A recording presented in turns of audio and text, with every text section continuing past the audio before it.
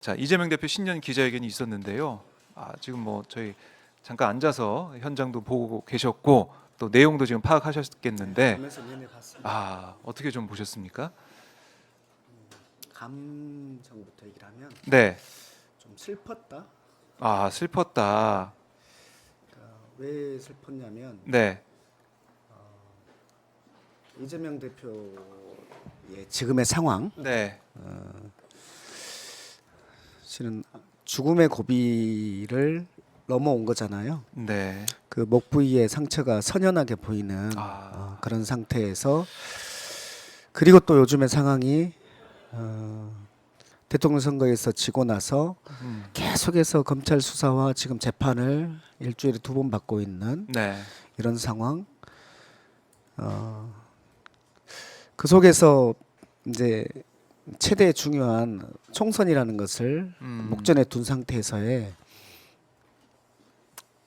그 기자회견인데요. 네. 저는 왜 저렇게 제 느낌은 슬퍼 보이나 이런 거였고요.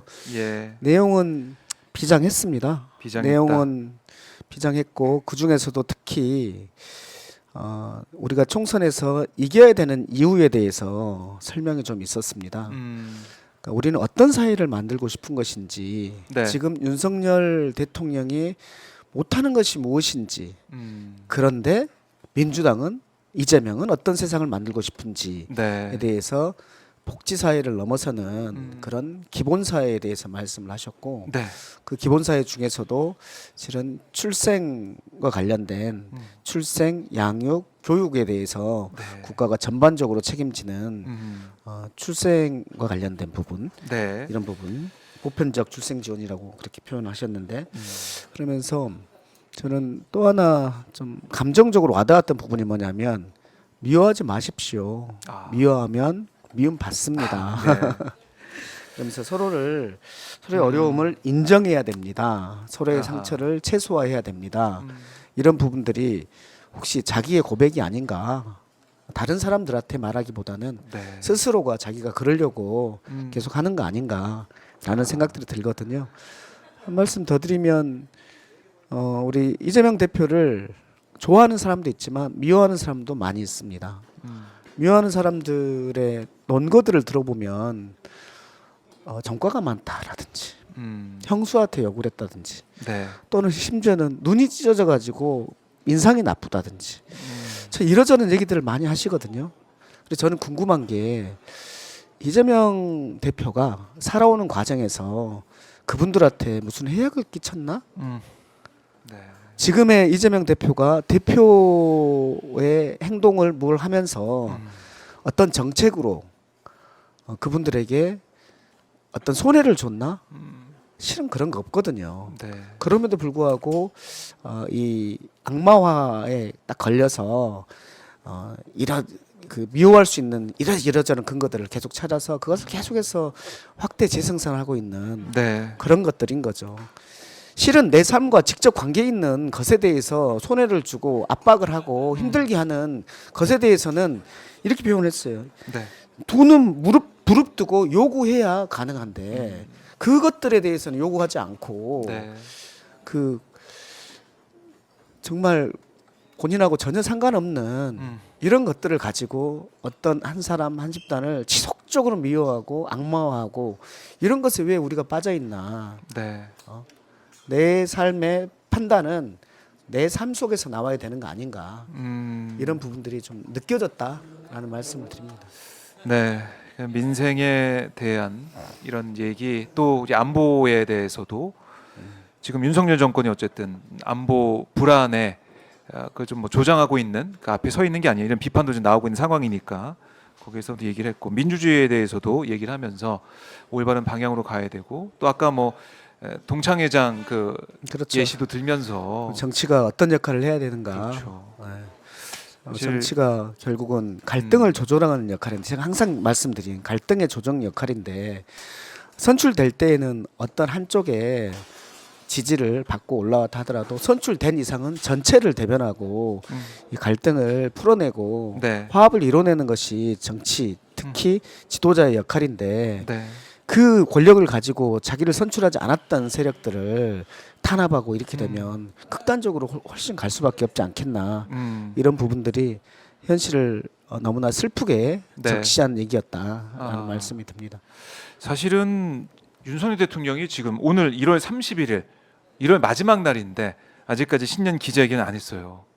그런 적이 실은 그런 대통령이 있었나요? 그러니까요. 네. 뭐 인터뷰를 하든 뭐 대담을 하든 아니면 신년 기자회견 하든 뭘 하든 간에 국민들 앞에 나와서 2024년 우리 이렇게 이런 방향으로 잘해 봅시다. 신년이니까요. 그게 당연히 국가의 원수로서 대통령으로서 국민들한테 할 도리고 책무이기도 할 텐데 아무런 얘기가 없고 이재명 대표가 오히려 야당 대표 제일 먼저 또 나서가지고 이렇게 하다 보니까 누가 대통령이냐 이런 얘기까지 나올 것 같습니다 지금. 저희는 첫 주 내에 하실 거라고 음. 윤석열 대통령이 네. 예상을 했었거든요. 그리고 그 이후에 우리 당이 하면 되겠다. 아직도 안 하셨어요. 그분이 소통을 정말 강조하면서 청와대에서 네.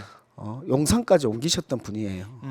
또 얼마 전에는 국민은 항상 옳다 이런 멋진 말들도 하셨어요. 예. 저는 그것이 입에서만 나오는 말인지 머리에서 나오는 말인지 가슴에서 나오는 말인지 정말 의심스럽습니다.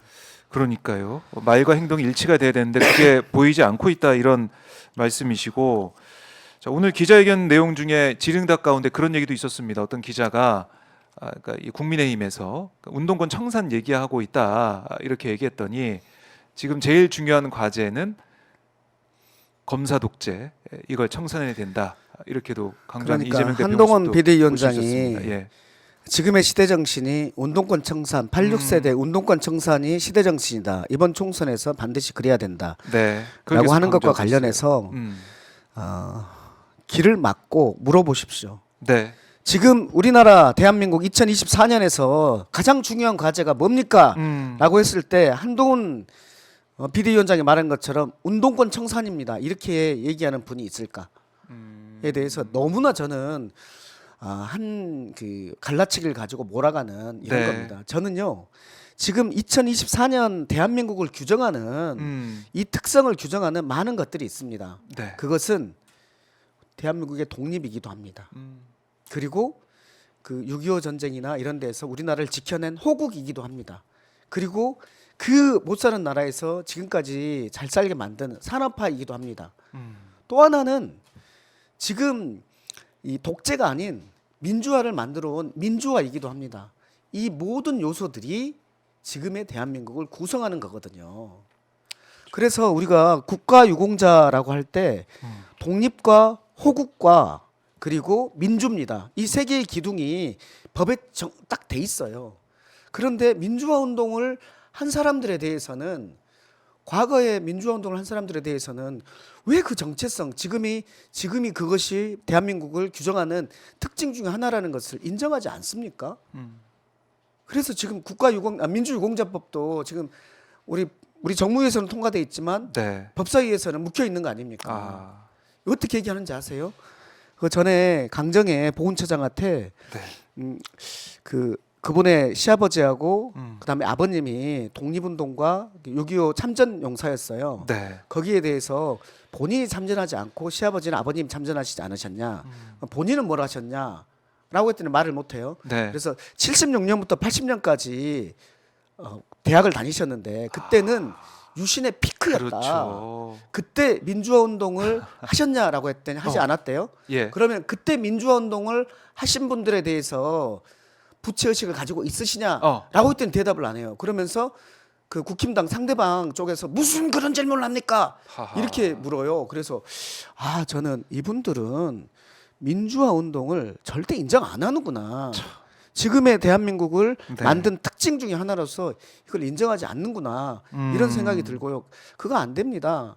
일부 운동했던 선배들이 정치를 오래 해서 이제 그 역할을 다 했냐 안 했냐 이것은 국민들이 판단하실 문제이되 네. 그 민주화 세력들이 했던 그 공에 대해서는 인정을 하고 넘어가야 되죠.